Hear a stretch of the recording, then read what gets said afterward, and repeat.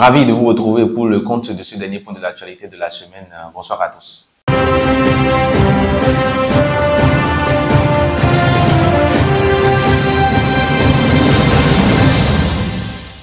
Le gouvernement béninois a affiché ce vendredi 17 janvier 2025 de nouvelles règles concernant le transport de charbon de bois et de bois de chauffe à des fins domestiques.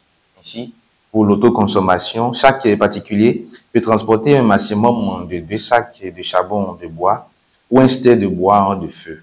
Ces quantités sont fixées afin de limiter la surexploitation des ressources forestières et de garantir une gestion durable des produits issus de la filière bois-énergie. Toutefois, le transport de ces produits est également soumis à l'obligation d'obtenir un titre de transport. Ce dernier est délivré après paiement en ligne des taxes et redevances sur la plateforme www.tresorpublic.bj conformément aux réglementations en vigueur. En effet, un guide détaillant les étapes de ce paiement est joint à la note circulaire signée par le ministre José Tonato et disponible dans les services forestiers départementaux et communaux. On parle à présent culture dans cette édition. Organisée dans le cadre du Nouvel An chinois, la 18e édition de la tournée cinématographique chinoise démarre le 29 janvier prochain. L'annonce a été faite ce 17 janvier 2025 au Centre culturel chinois de Cotonou en présence notamment du ministre du Tourisme, de la Culture et des Arts Jean-Michel Abimbola, du ministre et conseiller chargé de ce secteur, de William Kodjo, directeur général de la DAC, d'autres cadres du ministère, du maire de Niki, des acteurs culturels et autres invités. Le directeur général du Centre culturel chinois Kwang Lin et le directeur général de Gangan Productions ont levé un coin de voile sur le programme de la tournée cinématographique et son importance dans le renforcement de la coopération sino-béninoise. Le cinéma, souvent désigné comme le 8e art, a le pouvoir d'abolir les différences institutionnelles, les distinctions raciales et les barrières géographiques. La Chine et le Bénin, avec leurs longues histoires et leurs civilisations brillantes, offrent une richesse inépuisable de sujets historiques et de scènes culturelles profondément enracinées pour la création cinématographique et l'épanouissement artistique. Nous espérons que les cinéastes des deux pays, animés par une passion créative débordante, utiliseront leur art pour toucher les cœurs et à travers l'objectif unique de leur caméra, mettront en lumière et célébreront la belle amitié entre nos deux peuples. Depuis 8 ans, Gangan Productions est rentré en partenariat avec le Centre culturel chinois pour faire la promotion du cinéma chinois au Bénin. Et dans ce cadre, chaque année, nous faisons une tournée, soit de 15 dates ou soit de 30 dates. Cette année, nous avons voulu aller dans les villes où il y a des entreprises chinoises qui travaillent et où il y a des Béninois qui travaillent dans ces entreprises-là. Parce que je travaille pour des patrons et je ne reconnais pas la culture de ces patrons-là. On peut ne pas s'entendre. Il peut y avoir des crises. On va projeter des films chinois et il y aura des courts-métrages béninois qui vont être diffusés aussi.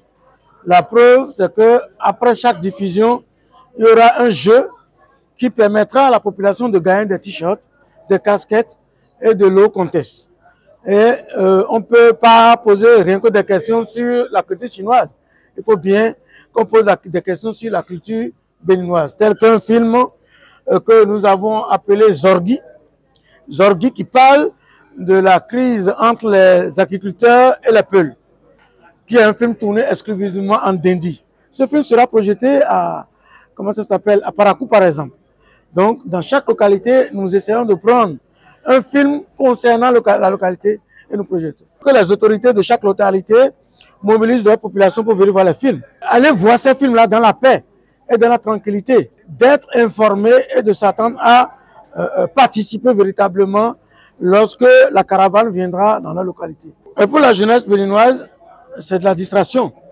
Il vaut mieux aller regarder un film et découvrir une communauté, aller regarder un film pour mieux découvrir son peuple que d'aller faire du gaiement, par exemple.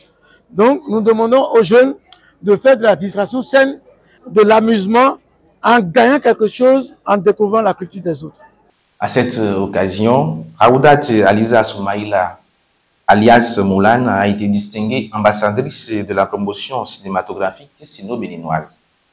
Une consécration pour cette jeune béninoise au parcours inspirant, qui est aujourd'hui une star africaine dans l'industrie cinématographique chinoise, grâce à des interprétations réussies de rôles importants, voire principaux dans des films produits en Chine. Devant parents, anciens camarades, étudiants et autorités, elle a été gratifiée pour son courage et son ardeur au travail et missionnée pour contribuer à la promotion de la coopération sino-béninoise dans le domaine du 7e art. Je ne m'y attendais pas, mais j'ai toujours dit que faire la promotion du Bénin en Chine, faire la promotion de l'Afrique en Chine et aussi parler plus de la Chine à mes frères béninois, surtout lorsque je rentre ici et beaucoup de Béninois peut-être pensent que la Chine d'aujourd'hui, c'est la Chine qu'il y a dans des films d'il y a 50 ans. Et je suis toujours fière de parler de ces deux cultures-là, que ce soit à des Béninois ou à des Chinois. Et pour moi, c'est une formalité. Bon, c'est mon destin. Parce que j'ai pas le fait que que j'ai étudié en Chine, ce n'est pas effet de hasard.